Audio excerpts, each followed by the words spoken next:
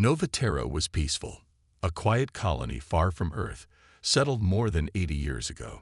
People lived simple lives here, farming, teaching, building. The skies were clear, the forests green, and the stars above always calm. It was the kind of place where children played in the fields without fear, and old folks sat on porches telling stories about a time when Earth used to fight wars. But war felt like a story from the past. Out here, it seemed impossible. Rena Vale walked through the center of the colony, holding her 6-year-old daughter's hand. Shops were open, farmers were unloading fresh crops, and a group of teenagers laughed as they rode their hoverboards past the fountain in the square. The sky shimmered with the golden light of the twin suns. Everything felt perfect. But above that peaceful sky, something was coming. Something fast, cold, and full of darkness. In the colony's control tower, a young technician named Eli checked the communication system. He frowned. A strange signal had appeared on the edge of the colony's radar. No ID tag. No response. It was just there. Motionless at first. Then it started moving. Fast. Too fast. His hand shook slightly as he sent a message to the defense monitor, but his voice remained calm. "Commander Reel, you might want to look at this." Commander Reel was in his office, drinking tea and reviewing the weekly report. Nova Terra had no crime, no threats, no need for weapons. The defense systems were mostly for show, but when he looked at the screen Eli had sent, the tea slipped from his hands and crashed onto the floor. He knew military ship speeds. This wasn't military. It wasn't cargo. It was something else. "What the hell is that?" Reel muttered. The object on the screen was heading straight for them. No communication, no warning, no identification, and it would be above the colony in under 6 minutes. "Sound the alert," Reel said, trying to stay calm. "Lock the colony down." But the sirens didn't start. Power flickered. Screens blinked. And then, suddenly, silence. Down in the colony, people noticed. The usual soft music that played from street speakers had stopped. The lights dimmed. Hovercars hovered lower. A few people looked up at the sky, confused. Rena looked at her daughter, who had stopped smiling. Even a child could feel that something was wrong. In the sky, 3 black shapes appeared. They weren't like Earth ships. No visible engines, no blinking lights, just long, sharp bodies that looked more like weapons than vessels. They hovered there, perfectly still, casting dark shadows over Nova Terra. Then came the sound. It wasn't a sound that could be heard. It was felt. A low, deep vibration in the bones, like something ancient and angry had opened its eyes after a long sleep. Birds screamed and flew in every direction. Animals ran. People stood frozen. And then the first beam fell. From one of the ships, a burning red light shot down, straight into the center of the colony. The fountain exploded. Buildings turned to dust. The ground cracked like glass. People screamed and ran. But the second beam came before they could escape. This one hit the school. Rena screamed as the shockwave threw her and her daughter to the ground. Dust and fire filled the air. She grabbed her daughter, blood running down her face, and crawled into the shadows of a broken wall. People were dying all around her. Some vanished in fire. Others cried for help that would never come. In the control tower, Commander Reel tried to send a distress signal. He pressed every button he could. No response. The satellites were dead. Communication systems were fried. It was like the colony had been cut off from the universe. Eli fell to his knees. "Why are they doing this?" he whispered. "We didn't do anything." Reel didn't have an answer. He looked out the window at his burning home. People he had known for years were now gone. A peaceful place, destroyed in minutes. This wasn't an invasion.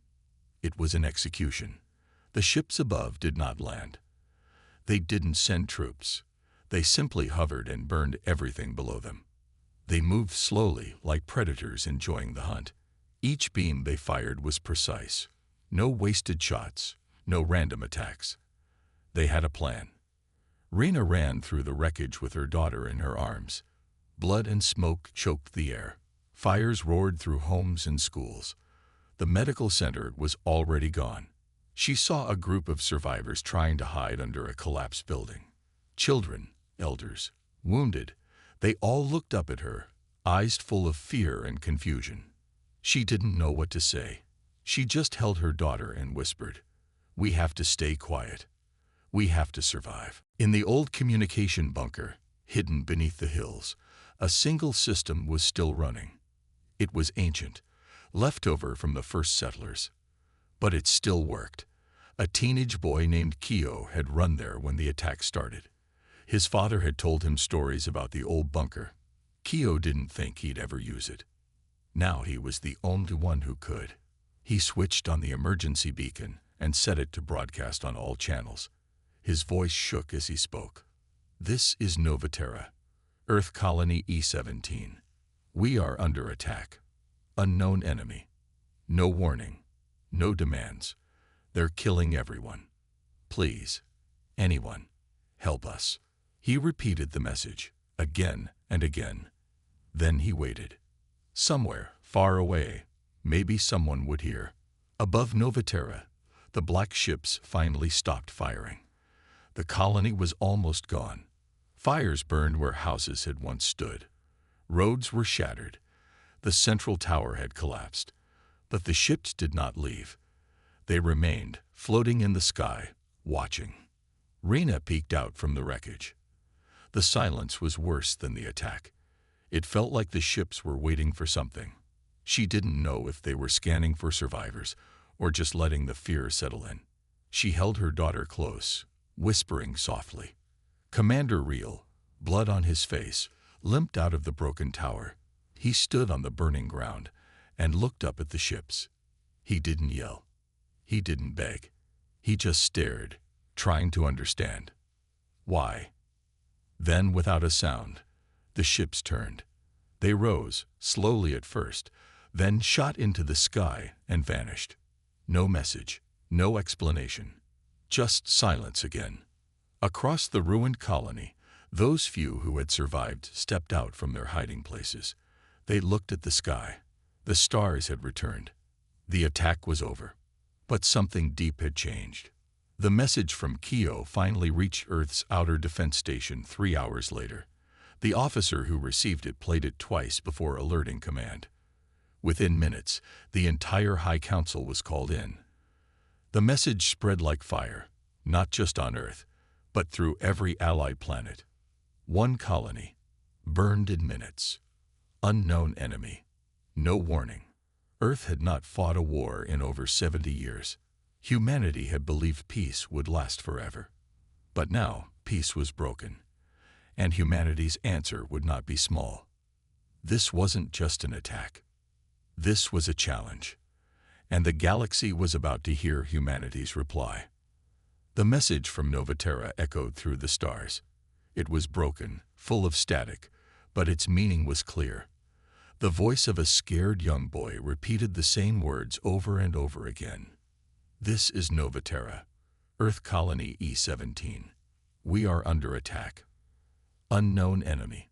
No warning. They're killing everyone. Please, help us." At Earth's Central Command, the room was silent as the message played.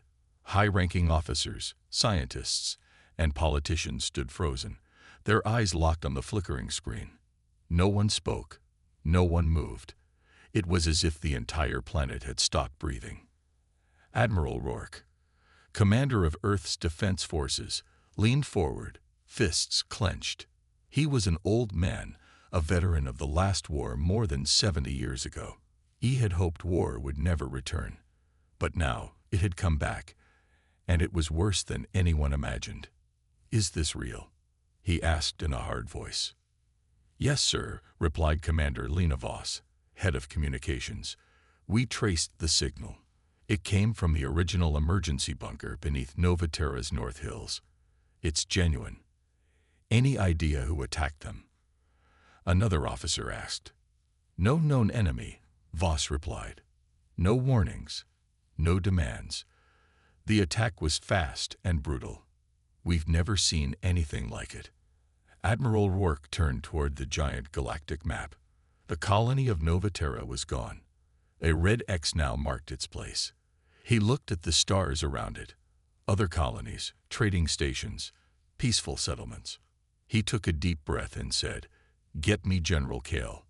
We are at war." General Kale was not a politician. He was a soldier, a cold, quiet man with steel in his eyes. When the message reached him, he didn't ask questions. He just nodded once and walked out of his office. War had returned, and he would not wait for permission. Within 1 hour, Earth's defense fleets were placed on high alert. Ships across the solar system began loading weapons and fuel. Pilots were recalled from leave. Old commanders were pulled from retirement. Across the moons and colonies, alarms echoed. For most people, it was the first time they had ever heard a war siren. In the skies above Mars, the largest human fleet ever built began to form. Massive carriers, fast destroyers, stealth scouts. Earth had not fought for years, but it had never stopped preparing. The enemy had made one mistake. They left survivors. And those survivors had screamed loud enough for all of humanity to hear.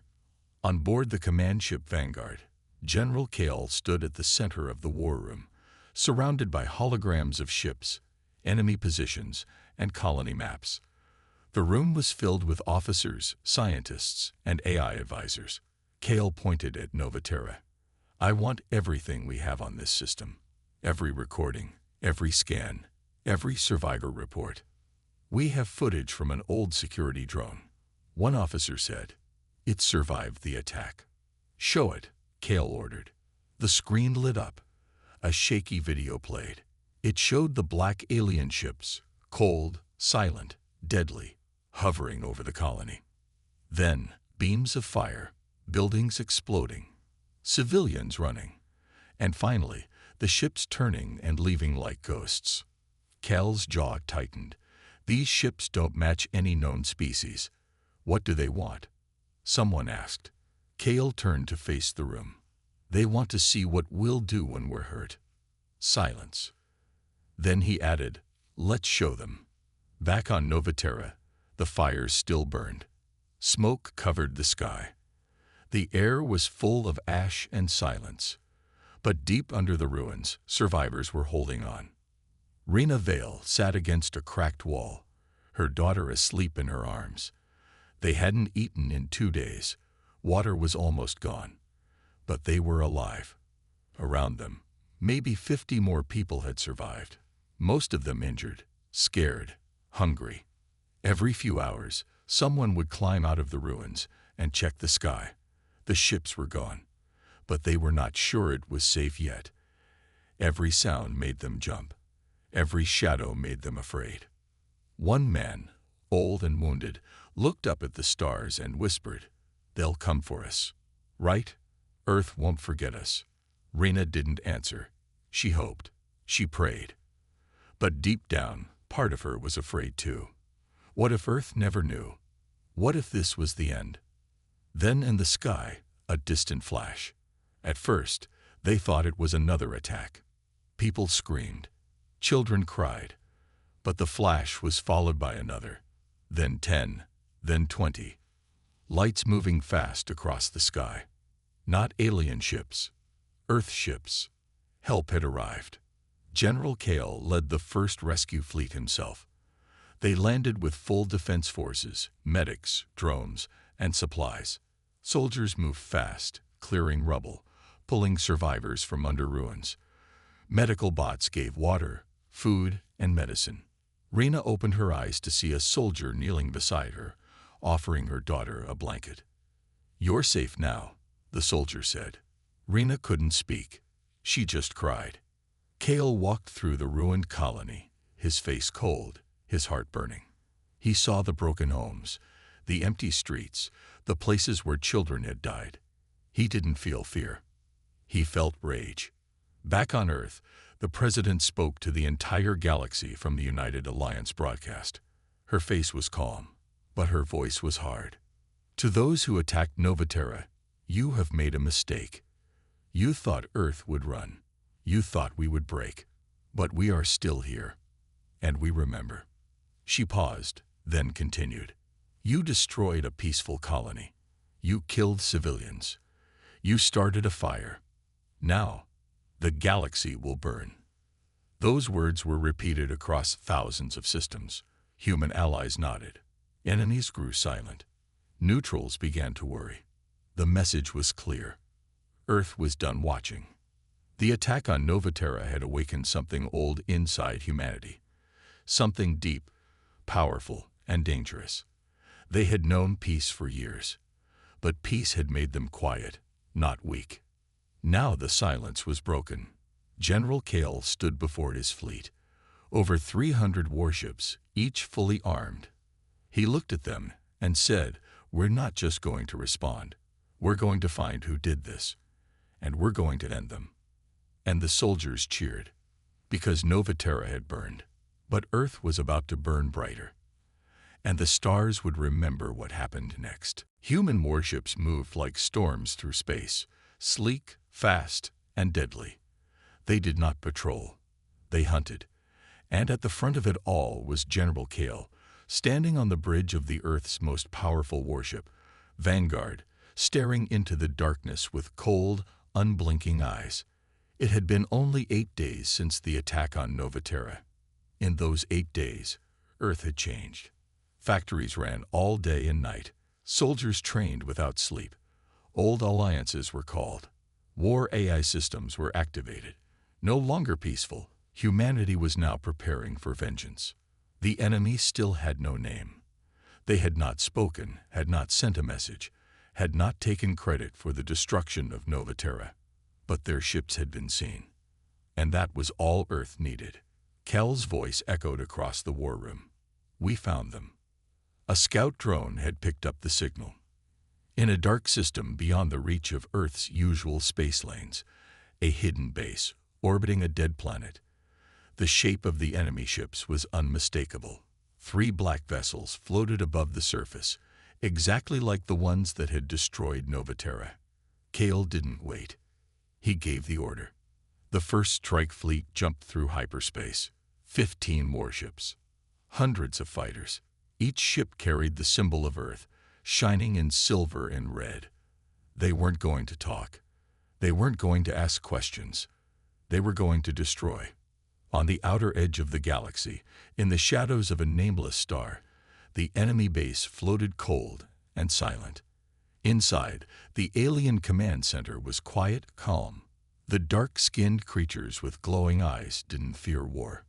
They had started it. They had studied humans from a distance for years and believed Earth would be slow to react. Soft, divided, full of weak people who didn't understand violence anymore. They were wrong. When the human fleet arrived, they didn't announce themselves. They just attacked. Fighter jets exploded from the sides of the warships like angry bees. Missiles launched in waves. Railguns fired metal rounds that moved faster than sound. Within seconds, the first enemy ship was hit directly in its center. The black hull cracked, and it exploded in a cloud of fire and ash. The enemy tried to respond, but their weapons were slower, their shields weaker. Their formation broke. For every human ship lost, 3 alien ships went down. Inside the base, alarms screamed. One of the alien commanders shouted something in a language no human understood, but it was too late. Kale had arrived. He stood on the bridge of Vanguard as it fired its main weapon, the hammer pulse, a beam of focused energy that cut straight through the enemy's central tower. The explosion lit up the sky, brighter than a sun. In just 20 minutes, the base was gone. Not disabled, not captured, erased.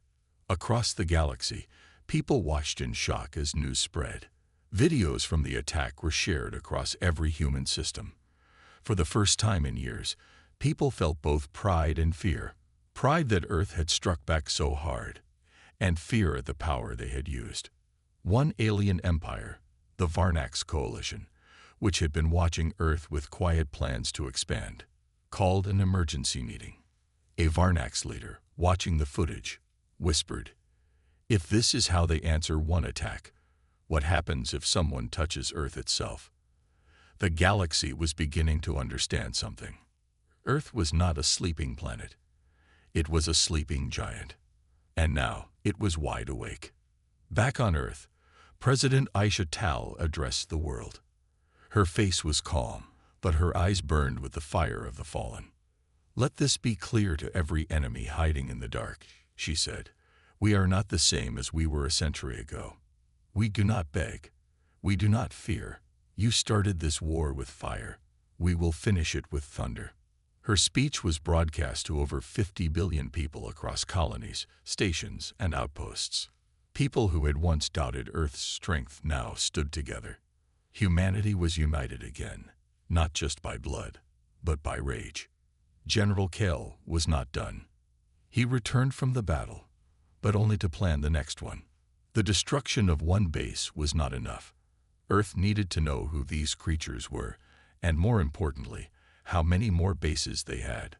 The team recovered a black box from one of the enemy ships, data storage used by alien fleets. Earth's AI decoded it. Inside was a partial star map, with 7 more hidden bases. Kale looked at the map. "We don't wait," he said. "We strike all of them. At once." "Sir," an officer said, "you mean a 7-front war?" Kale didn't blink. "No, I mean a 7-front message." The next operation was called Project Firestorm. Within 3 days, 7 Earth fleets were sent in different directions, each one armed with advanced weapons, stealth tech, and high-speed jump drives. It was the largest coordinated military attack in human history, and it worked. One by one, the hidden enemy outposts fell. One by one, the black ships were destroyed. In every battle, Earth lost people. Brave pilots, engineers, soldiers, but every fleet returned home with victories. The enemy didn't stand a chance. They weren't prepared for a species that fought like this. Fast, focused, furious.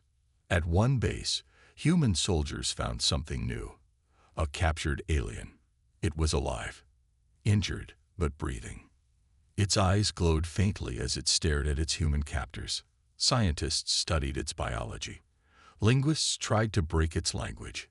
It refused to speak at first, only watching. But one day, after hearing the name Novaterra, it finally said 3 words. You weren't supposed. No one knew what it meant. But Kale heard it, and it made him furious. He stood once again on the deck of Vanguard, staring out into the dark space beyond the colonies. His thoughts were not of politics or power. They were of the burning colony, of the dead children, of the cry for help that started it all. "This isn't over," he said. Because it wasn't. They still didn't know the full truth. Who gave the order to attack Novaterra? Why? What was the enemy trying to erase? And most importantly, what were they afraid of? In a distant part of the galaxy, beyond known space, a shadow moved. A large black ship, unlike the others, hidden in a gas cloud near a dying star. Inside, a tall creature stood before a glowing screen. It watched footage of the Earth fleet destroying its bases. It showed no emotion. Another alien approached. They found the map. They're coming. The tall creature spoke in a cold voice. Then let them come. The real war is just beginning. In the deep cold of space, something had changed. It wasn't just that Earth had fought back. It was how they had fought. The enemy had believed humans were soft, peaceful, slow to anger. They thought one attack would scare them. But instead, humanity had brought a storm. 7 enemy bases had been destroyed in days. Ships that once floated in silence were now scattered wreckage across dead stars. Fleets that had never lost before were reduced to burning ashes. The message was now loud across the galaxy. If you strike Earth, Earth will break your sky. In the shadows, alien empires watched in fear. In hidden chambers, strange councils gathered. The mysterious attackers, a race known in ancient texts only as the Karn, had never expected this level of retaliation. For centuries, they had hidden, tested, and prepared. They believed humans were dangerous because of something written long ago, something the rest of the galaxy had forgotten. But Earth had not known this prophecy. They weren't trying to fulfill it. They were simply angry. And that made them even more dangerous. General Kale stood on the bridge of Vanguard, watching the starfield pass by. His expression was like stone. Reports came in from every direction. Victories, losses, clues. But one report caught his eye. The prisoner, the captured Xarn from the last base, had spoken again. This time, it had said more. They rose once before, it said, long ago. And the stars turned red. The AI had translated the meaning. The prisoner wasn't talking about now. It was talking about ancient humans before Earth's history began. Kale didn't understand. But someone else might. He contacted Dr. Mirathane, a xenolinguist and historian who worked deep in Earth's research division. She was one of the few people alive who had studied lost alien writings, forbidden scrolls, and myths that most scientists called nonsense. When she read the full message from the Xarn, her face turned pale. This wasn't just an attack, she said. This was a preventive strike. What do you mean? Kale asked. Dr. Fane looked at him. According to some of the oldest alien records, which were hidden or banned centuries ago, humans are not a new species. Not truly. There's a belief that we were once gods, or monsters. That long before our written history, our kind did something terrible.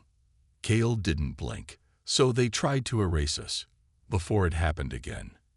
Dr. Thane nodded. That's why Novaterra was targeted. It wasn't just a colony. It was the fastest-growing human world. A symbol of expansion. They feared what we might become, Kale said quietly. Across the galaxy, whispers turned to arguments. Alien leaders, once united in secret support of the Xarn's actions, now began to turn on each other. The Grelth, a proud warrior race, called the Xarn cowardly for attacking civilians. The Zerine, a diplomatic species, feared Earth's growing power. They demanded peace talks before it was too late. And the Netheri, the ancient species who ruled the outer rings, simply said, "We warned you. You lit the fire. Now burn with it." The once strong hidden alliance that supported the attack on Novaterra was now falling apart. Trust was gone. Some races began to send secret messages to Earth, offering information in exchange for forgiveness. Kale read each one. He accepted none. "We don't want peace," he said. "We want the truth." The real truth came not from words, but from a signal, a deep space transmission intercepted by Earth's scouts. It was Xarn language, encrypted, hidden. But Earth's AI, working with Dr. Thane, cracked it. It revealed the location of the Xarn High Command, hidden on a rogue planet floating between systems. The message wasn't meant to be found. It was meant to be a secret retreat point if Earth's response became too strong. Kale looked at the coordinates. So did the president. The decision was made in seconds.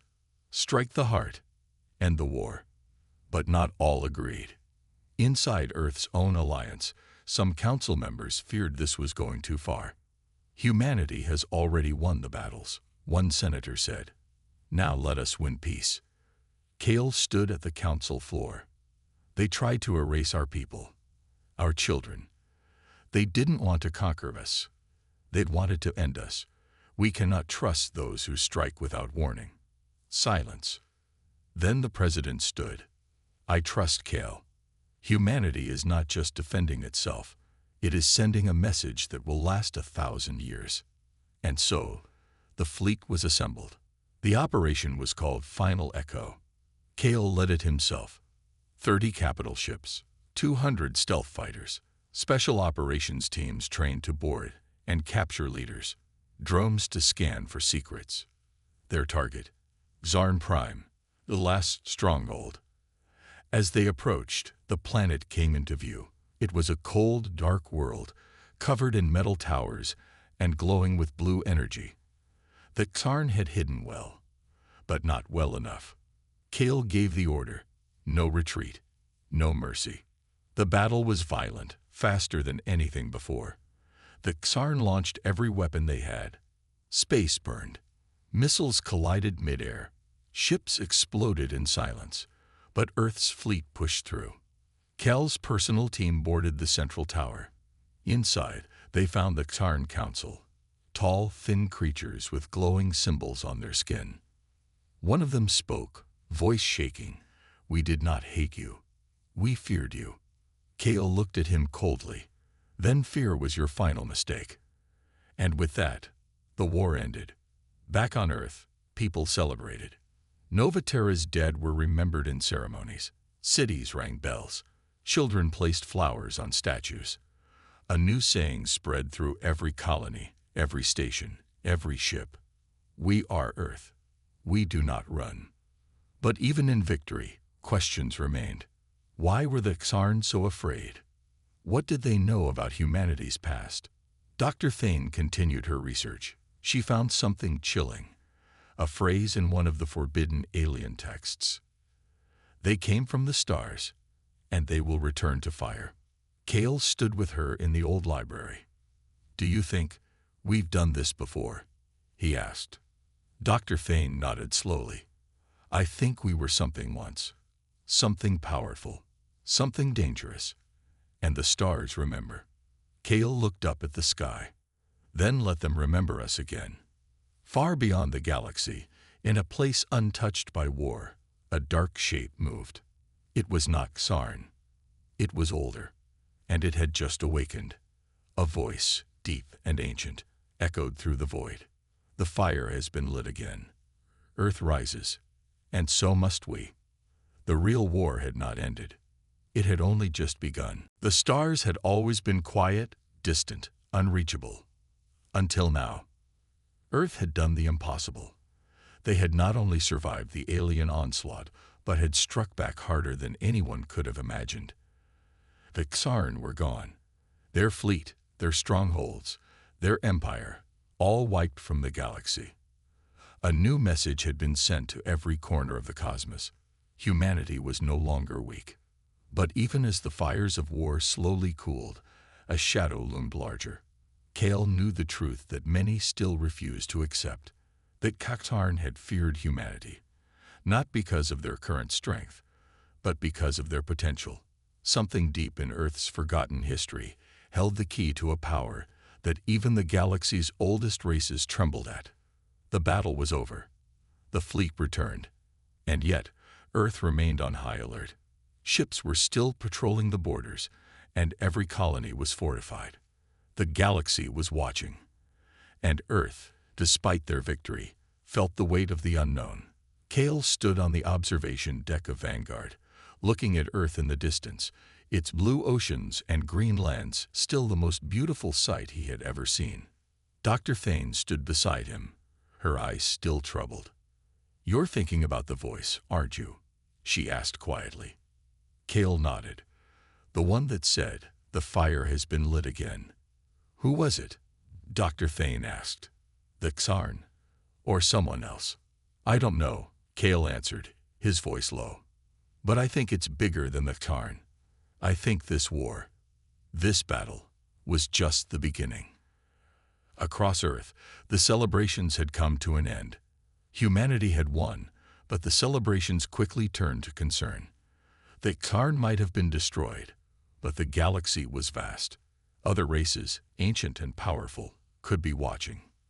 And they knew Earth's potential now. The message from the dark ship had been clear: we will return. Earth had not yet fully understood what that meant. The mysterious voice hadn't given any hints as to who or what the next threat was. It could be another race. It could be something worse. As days turned into weeks, President Tao called for a meeting with the military leaders and the heads of Earth's various colonies. Kale was there, his mind still haunted by the message he had heard. He stood at the front of the room, his face serious. "The Xarn were only the first," Kale said, addressing the assembly. "And they weren't the last. I know you all want peace. You all want to move on, rebuild, and forget the horrors of the last few months. A few nodded, but there was no certainty in their eyes. "But I'm telling you this," Cale continued. "The true threat has not been eliminated. We don't know what it is, but we know it's coming. And when it does, we will be ready. We will not be caught off guard again." There was a long silence, and then President Tall spoke. "I believe you, Cale, but humanity is tired. We've fought and lost so much. We need time to rebuild." "Time won't protect us," Cale replied, "but strength will. We need to prepare for what comes next." The Xarn were a warning. "The message has been sent. We cannot waste any more time." The room was filled with uneasy glances. They all understood what Cale was saying, but none wanted to face the truth. Earth had made enemies far beyond the Xarn. There were others out there, other races watching, waiting for their turn. In the dark corners of the galaxy, something stirred.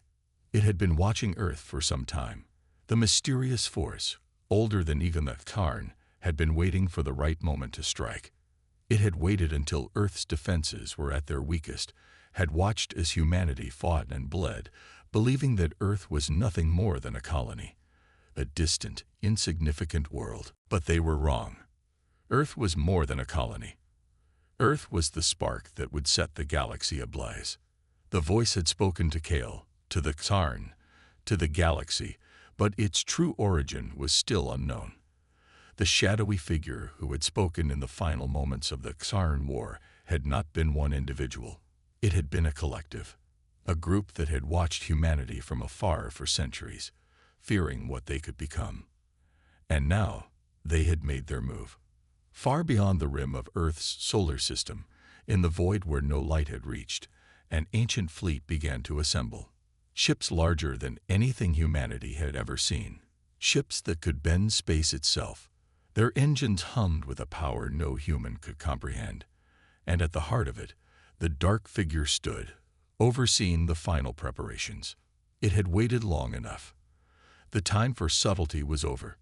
The time for war was now. Their target, Earth. Back on Earth, the countdown had begun. Military commanders across the planet readied their forces. Cale's fleet was mobilizing. But this time, it wasn't just about fighting off an enemy. This time, humanity would take the fight to them. Cale stood in the war room, watching the holographic map of the galaxy spin. The enemy fleet was still a few light years away, but he could feel the tension rising. His fingers drummed against the table as his mind raced. "We need to hit them first," Cale said. "We cannot wait for them to land. We go to them. Full assault." Dr. Thane entered the room, her eyes wide with new information. "I've found something, Cale. Something unexpected." "What is it?" he asked. "This," Dr. Thane said, activating a new holographic map. It showed a series of stars, each one connected by ancient symbols. The map had been hidden in old alien archives, and it pointed to one thing: a place of power.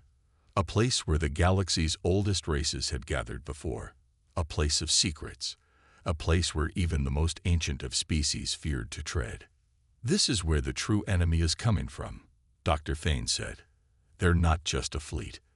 They are the guardians of something bigger, something older." Cale stared at the map. "They've been waiting for us to get strong," Cale said. "And now we're ready to face them." The time had come. Earth's fleet launched into the vastness of space, led by Vanguard and Cale's command.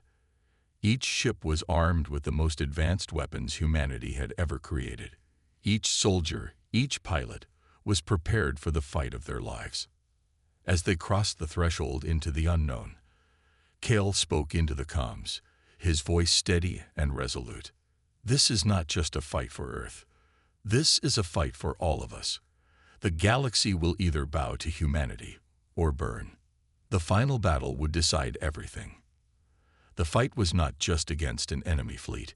It was against the very darkness that had feared humanity's potential. The fire had been lit. And when Earth roared, the galaxy would never be the same again.